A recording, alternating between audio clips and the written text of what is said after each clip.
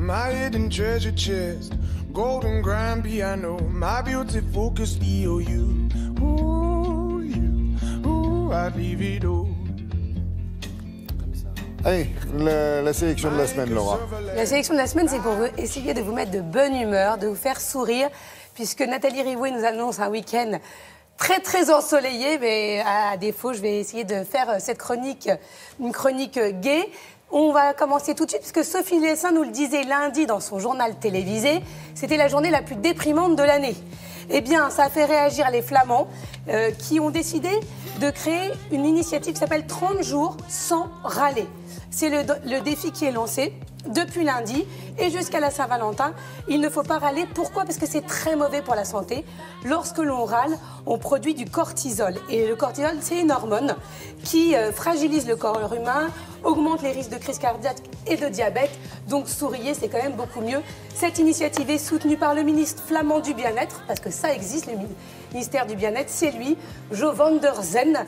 Et pour mener à bien ce défi, je me suis dit que c'était bien d'aller sur le compte de Sharon Stone. Sharon Stone qui a été interviewée par un journaliste qui a osé lui poser une question un peu particulière. On va l'écouter. I'm going to ask this in a delicate way, but were you ever in a position like that, that you felt that you were uncomfortable?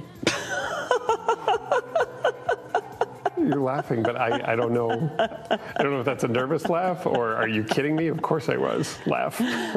I've been in this business for 40 years, Lee. Can you imagine the business I stepped into 40 years ago? Voilà, donc on ne se lasse pas du rire de Sharon Stone.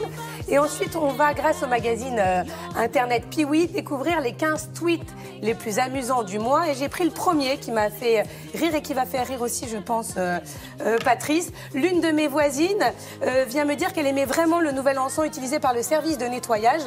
Je n'ai pas osé lui dire qu'en fait, c'était l'odeur du shit.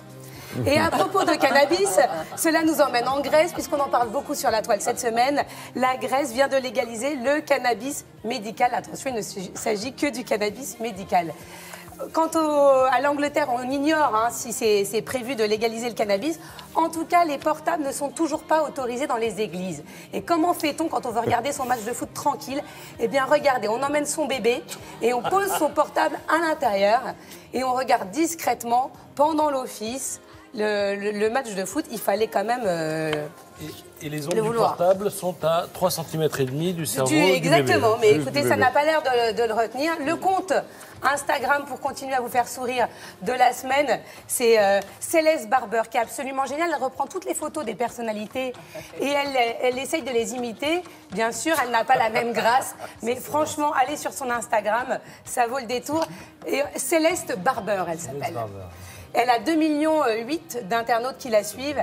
Et enfin, un site pour essayer de vous détendre, c'est Dronestagram. C'est les plus belles photos prises par drone. Donc ça va aussi plaire à Patrice, amateur de photos, mais aussi à vous, Laurent, et à Olivia. Ça, c'était la journée nuageuse là, que vous nous aviez montrée. Et enfin, une petite actu corporate, mais qui vaut le détour. C'est sur le site éducation.francetv.fr. Il y a le premier JT pour ados. Comment expliquer à nos ados, justement, le Notre-Dame-des-Landes? Eh bien, il y a un site internet, ça s'appelle Le Fil Info, et chaque jour, il y a un sujet qui est mis à l'honneur et qui explique à nos ados, voilà, comment bien décrypter l'actualité. Je trouve ça très, très bien. Merci de le souligner, bravo pour l'ensemble de votre œuvre.